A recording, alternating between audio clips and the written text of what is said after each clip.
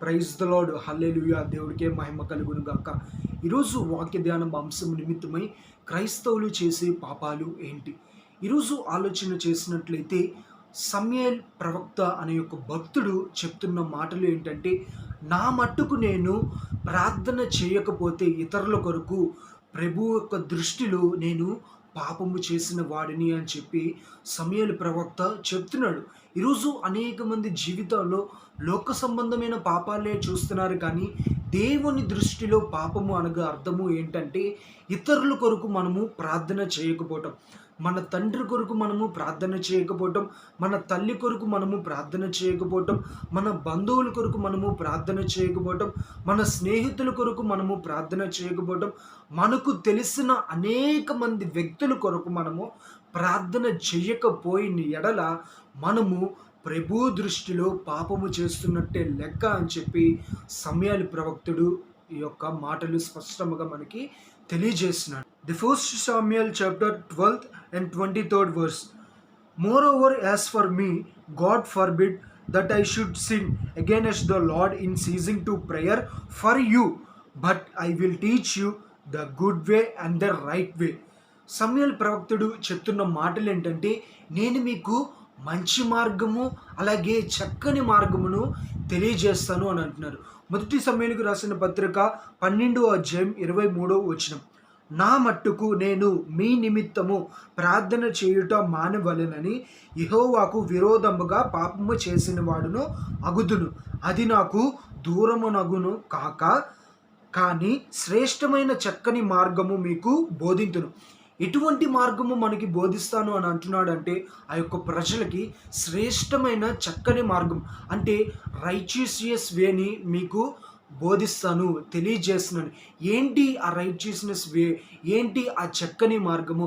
ఏంటి ఆ మంచి మార్గము అనగా అర్థము ఏంటంటే, ఇతరుల కొరకు ప్రార్థన చేసే ఒక విధానం, ఇతరులకి మనము సహాయం చేసే విధానం, దేవుని యొక్క లేఖనాల పట్ల శ్రద్ధ కలిగి జీవించే విధానం. ఇటువంటి మంచిని మీకు తెలియజేస్తాను, ఇటువంటి మంచివి మీకు నేర్పిస్తాను అని చెప్పి సమూయేలు ప్రవక్తుడు చెప్తున్నాడు. కాబట్టి ఆ యొక్క భక్తుడు అనుకున్నాడు తనలో తాను, నేను మీ నిమిత్తము గనక ప్రార్థన చేయకపోతే ప్రభు యొక్క దృష్టిలో నేను పాపము చేసిన వాడిని. ఈరోజు ఆలోచన చేసినట్లయితే అనేక మంది జీవితాల్లో ఇటువంటి నిర్ణయం మీరు కలిగి జీవిస్తున్నారా? ఈ లోకములో పాపము అనగా అర్థము ఏంటంటే, లోకములో విచ్చలవిడిగా జీవించడము, మత్తు పదార్థాలకు మనము బానిసలు అవ్వటము, మందు త్రాగటము, సిగరెట్ తాగటము, మద్యపానాలకి ధూమపానాలకి మనము ఎడిక్ట్ అవటం, డ్రగ్స్కి ఎడిక్ట్ అవుతాం, అక్కర్లేని అలవాట్లు మనము కోరికలు పెంచుకుంటాం, అక్కర్లేని సంబంధాలు మనము కల్పించుకుంటాం. ఇటువంటివన్నీ లోక సంబంధమైన పాపాలుగా ఉన్నాయి. కాబట్టి అనేక మంది చెప్తారు, నేను పాపముగా జీవించట్లేదండి, నేను ఇటువంటి చెడు మార్గాలన్నీ విడిచిపెట్టానండి, నేను అబద్ధాలు ఆడటం మానేశానండి, నేను దొంగతనం చేయటం మానేశానండి, నేను నీతిగా జీవిస్తున్నాను, నిజాయితీగా జీవిస్తున్నాను, యథార్థవంతుడిగా నేను బ్రతుకుతున్నాను అని చెప్పి అనేక మంది చెప్తున్నారు. అందుని బట్టి దేవుడికే కృతజ్ఞతాస్తుతులు కలుగునుగాక. బట్ ఓన్లీ వన్ థింగ్ ఏంటంటే, ప్రభు దృష్టిలో మీరు ఇతరుల కొరకు ప్రార్థన చేస్తున్నారా? నీ తండ్రి కొరకు, నీ తల్లి కొరకు, నీ తమ్ముడు కొరకు, నీ అన్నయ్య కొరకు, నీ అక్క కొరకు, నీ చెల్లి కొరకు, అలాగే ప్రతి ఒక్కరి కొరకు, నీకు తెలిసిన ప్రతి ఒక్కరి కొరకు, నీ ఫ్రెండ్స్ కొరకు, నీ రిలేటివ్స్ కొరకు, దైవ సేవకుడి కొరకు, వారి యొక్క కుటుంబం కొరకు, వారి చేసిన గొప్ప పరిచర్య కొరకు, ప్రభు యొక్క విషయం నిమిత్తమే, ఏ విషయం నిమిత్తమైనా నువ్వు ప్రార్థన చేస్తున్నావా? ప్రార్థన చేయడము గనక నువ్వు మానిన ఎడలైతే ప్రభు దృష్టిలో నువ్వు పాపము చేసిన వ్యక్తివి అని ఈ సమయమునందు ప్రతి ఒక్కళ్ళు గుర్తుంచుకోండి. యోహాను రాసిన పత్రిక 17వ అధ్యాయం 1వ వచనం నుండి 5వ వచనం వరకు మనము క్లుప్తంగా చదివినట్లయితే, క్లుప్తంగా మనము ధ్యానించినట్లయితే, ప్రభు కూడా మన కొరకు తన తండ్రి దగ్గర విజ్ఞాపన చేసి ఉన్నారు. ప్రభువా, ఇదిగో నా ప్రజలు, ఇదిగో నా బిడ్డలు, వీళ్ళ నిమిత్తమే నీకు విజ్ఞాపన చేస్తున్నాను, వీళ్ళ నిమిత్తమే నీకు మొరపెడుతున్నాను అని చెప్పి ప్రభువు కూడా మన కొరకు ప్రార్థన చేసి ఉన్నాడండి. కాబట్టి మనము కూడా ఇతరుల కొరకు ప్రార్థన చేసే స్వభావం మనము కలిగి ఉండుట అది ఎంతో ప్రాముఖ్యము, అది ఎంతో శ్రేష్టమైనది అని చెప్పి మనము ఈ సమయమునందు ప్రతి ఒక్కళ్ళు గుర్తించండి. ఇతరుల కొరకు ప్రార్థన చేసే అలవాటు ఉండాలి. ఇతరుల కొరకు మనము మోకరించి ప్రార్థన చేసే విధానము, అటువంటి అలవాటు మనకు ఉండటము అది ఎంతో మంచిది అని చెప్పి ఈ సమయమునందు ఈ వాక్యం వింటున్న ప్రతి ఒక్కరితో మీకు తెలియజేస్తున్నాను. కాబట్టి మనము ఇతరుల కొరకు ప్రార్థన చేయాలి. ఒకవేళ ఇతరుల కొరకు ప్రార్థన చేయటము మనము మానిని ఎడల మనము ఆయన దృష్టిలో పాపము చేస్తున్న వారము, ఆయన దృష్టిలో మనము పాపమును మోసుకెళ్తున్న వారము అని చెప్పి సత్యాన్ని ప్రతి ఒక్కరు సమయమునందున గ్రహించండి. James chapter 4:17 verse. If anyone then knows the good they ought to do and does not do, it is a sin for them. యాకోబు రాసిన పత్రిక 4:17 కాబట్టి మేలైనది నెరిగి అలాగు చేయువానికి పాపము కలుగును. ఇక్కడ యాకోబు రాసిన పత్రికలో స్పష్టముగా మనకి కనబడుతున్న వాక్యము ఏంటంటే, కాబట్టి మేలైనది చెయ్యనేరగా అలాగు చేయువానికి పాపము కలుగును. మీకు తెలుసు ఏది మంచిదో ఏది చెడ్డదో, ఏది ఎవరికి చెయ్యాలో ఏది ఎవరికి చేయకూడదు, ఏ పని మేలు కలిగిస్తుంది ఏ పని కీడు కలిగిస్తుందో సమస్తము ప్రతి ఒక్కరికి తెలుసు. అయితే మీరు మేలు చెయ్యాలని తెలిసి కూడా మీరు మేలు చెయ్యకపోతే మీరు పాపము చేస్తున్నట్టే. ఇతరుల కొరకు మీరు సహాయపడకపోతే మీరు పాపము చేస్తున్నట్లే.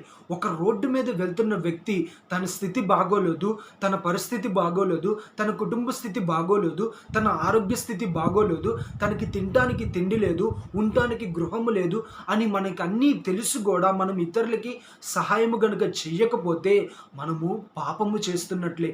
ఎవరి దృష్టిలో? లోకము దృష్టిలో కాదు, పైనున్న దేవుని దృష్టిలో మనము పాపము చేస్తున్నట్లే. కాబట్టి మేలు చెయ్యాలని తెలిసి కూడా మనము చెయ్యకపోతే అది పాపమే. ఈరోజు ఆలోచన చేసినట్లయితే అనేక మంది ప్రజలు మేలు చేయాలని తెలుసు, దేవునికి ఇవ్వాలని తెలుసు, దేవుని సన్నిధికి మనము సమర్పించుకోవాలని తెలుసు, దైవ సేవకులకి మనము ఎంతైతే ప్రథమ ఫలము లేదా దశమ భాగాలు ఇవ్వాలో వాటన్నిటినీ మనము తెలుసు, ఇతరులకి మనము సహాయం చేయాలని తెలుసు, లేని వారికి మనము ఆదుకోవాలని తెలుసు. అలాగే దీన స్థితిలో ఉన్నవారిని, మనకన్నా తక్కువ స్థితిలో ఉన్నవారిని, మన కుటుంబ సభ్యులైనా, మన ఫ్రెండ్స్ అయినా, మన తోటి వ్యక్తులైనా, మనకు తెలిసిన ఎవరైనా సరే వాళ్ళు ఆపదలో ఉన్నప్పుడు వాళ్ళకి మేలు చేయాలి అని తెలుసు కూడా మనము చెయ్యకపోతే ప్రభు దృష్టిలో మనము పాపము చేస్తున్న వారము. కాబట్టి ఈ సత్యాన్ని ప్రతి ఒక్కళ్ళు గ్రహించాలి. పాపము చేస్తున్న వారుగా మనము జీవించకూడదు, ఇతరులకి సహాయం చేసేవారుగా అటువంటి గుణము మనకు కలిగి ఉండట అది ఎంతో శ్రేష్టము, అదెంతో ప్రాముఖ్యము అని చెప్పి సమయమునందు ప్రతి ఒక్కరికి తెలియజేసినాను. ఈరోజు ఈ క్రిస్టియన్ లైఫ్లో చేస్తున్న పాపాలు ఏంటో మనము ధ్యానించుకుందాం. 3 విషయాలు ప్రతి ఒక్క క్రిస్టియన్ లైఫ్లో పాపాలు చేస్తూ ఉంటున్నారు. క్రైస్తవులుగా పిలువబడుతున్న మనము లోక సంబంధమైన పాపాలన్నిటినీ విడిచిపెట్టి మనము పరిశుద్ధముగా బ్రతుకుతున్నాము, నీతిగా నిజాయితీగా యథార్థముగా మనము బ్రతుకుతున్నామని అనుకుంటున్నామే. కానీ దేవుని దృష్టిలో మన నీతి ఏమై ఉన్నది, దేవుని దృష్టిలో మన స్వభావం ఏ రకంగా ఉన్నది, దేవుని దృష్టిలో మనము హృదయము ఎటువంటిగా ఉన్నది, దేవుని దృష్టిలో మన పట్ల ఆయన ఉద్దేశం ఏమై ఉన్నదో మనము గ్రహించి మనము వాటి యందు అడుగులు వేసి వాటి ప్రకారం మనము చేసుకుంటూ వెళ్ళినట్లయితే ఆయన దృష్టిలో గనక మనము పాపము చేయకుండా ఉన్నట్లయితే మనము ఎంతగానో దీవించబడతాం, ఎంతగానో ఆశీర్వదించబడతాం అనే సత్యాన్ని ప్రతి ఒక్కరి సమయమునందున గ్రహించాలి. 3 things ప్రతి ఒక్కళ్ళు క్రిస్టియన్ లైఫ్లో చేస్తున్న తప్పులు. The first thing is if you stop praying to others that is a sin. ఇతరుల కొరకు ప్రార్థన చేయటం మీరు మానిన ఎడల ప్రభు దృష్టిలో మీరు పాపము చేస్తున్నవారే. ప్రతి ఒక్కరి కొరకు మనము ప్రార్థన చేయాలి. దైవ సేవకుల కొరకు, సంఘము కొరకు, తెలిసిన వ్యక్తుల కొరకు, అందరి కొరకు మనము ప్రార్థించటము అది మంచిదే. ఇప్పుడు దాకా నువ్వు ప్రార్థన చేసి వాళ్ళ జీవితంలో ఎటువంటి కార్యాలు జరగట్లేదు, వాళ్ళ జీవితంలో ఎటువంటి కార్యాలు మారట్లేదు, వాళ్ళ జీవితంలో ఎంత ప్రార్థన చేసినా వాళ్ళు మారట్లేదని విసిగిపోయి ఉన్నావా? ప్రార్థన చేయటము మానేసి ఉన్నావో, నీ జీవితం పట్ల, నీ కుటుంబ జీవితం పట్ల, నీకున్న ప్రతి ఒక్క అవసరతల నిమిత్తం పట్ల దేవుడు ఎటువంటి స్పందించట్లేదు, ఏ జవాబు నాకు దయచేయట్లేదు అని చెప్పి ప్రార్థనని విడిచిపెట్టి ఉన్నావా, ప్రార్థనకి దూరంగా వెళ్ళిపోయి ఉన్నావా, ఈరోజే రండి, దేవుని దగ్గరికి వచ్చి దేవుణ్ణి అడగండి. ఆయన తప్పనిసరిగా కార్యాన్ని జరిగించే గొప్ప దేవుడే కానీ మనల్ని విడిచిపెట్టే దేవుడు మన దేవుడు కాదు అనే సత్యాన్ని ప్రతి ఒక్కరు గ్రహించండి. ఇతరుల కొరకు ప్రార్థన చేసే అలవాటుని లేనట్లయితే దానిని అలవాటు చేసుకోండి, ఉన్నట్లయితే మరి ఎక్కువగా వారి కొరకు ప్రార్థన చేయండి. దేవుడు గొప్ప కార్యాన్ని వాళ్ళ కుటుంబంలో, మీ కుటుంబంలో దయచేయునుగాక. ఆమేన్. And the second one is, if you fail to do good things for others, that is a sin. ఇతరులకి సహాయం చేయాలి, ఇతరులకి మన వంతున మనము ఏదో ఒకటి ఇవ్వాలి, లేదంటే సంఘము కొరకు మనం ఏదని ఇవ్వాలి. దేవుని సేవ నిమిత్తమే, దేవుని యొక్క పరిచర్య నిమిత్తమే, దేవుని యొక్క సభల నిమిత్తమే, లేదంటే మనకున్న ప్రతి ఒక్క విషయం నిమిత్తమే మనము ఇవ్వాలి అని తెలిసి, లేదంటే మంచి పని చేయాలని తెలిసి, అబ్బో ఇప్పుడు చేయాలా, లేదంటే తర్వాత చేద్దాము, మంచి పని చేస్తే మనకేం వస్తుంది, మంచి కార్యము చేస్తే మనకేం వస్తుంది, వాళ్ళ దగ్గర అన్నీ ఉన్నాయి వాళ్ళకి ఇస్తే మనకేం వస్తుంది, వీళ్ళ దగ్గర ఏమీ లేవు ఇచ్చి వాళ్ళ స్థాయిని మనము పెంచడం ఎందుకు అని చెప్పి అనేక మంది ఏది మంచి ఏది చెడు ఏది అని సమస్తము తెలిసి కూడా అనేక మంది ఈరోజు మంచి చేయటానికి ఇష్టపడట్లేదు. ఆ రకంగా అనుకున్నట్లయితే ఈరోజు దేవుడు కూడా మనకి మంచి చేయకపోతే ఈరోజు మనము ఈ సజీవుల గుంపులో ఉండేవాళ్ళము కాదు. కాబట్టి దేవుని మనసు మనము కలిగి ఉండాలి. ద ఫస్ట్ థింగ్ మనం ఏం చేయాలంటే ఇతరుల కొరకు ప్రార్థన చేయాలి. అండ్ ద సెకండ్ థింగ్, మనము ఇతరులకు సహాయం చేసేవారిగా మనము ఉండాలి, మేలు చేసేవారిగా మనము ఉండాలి.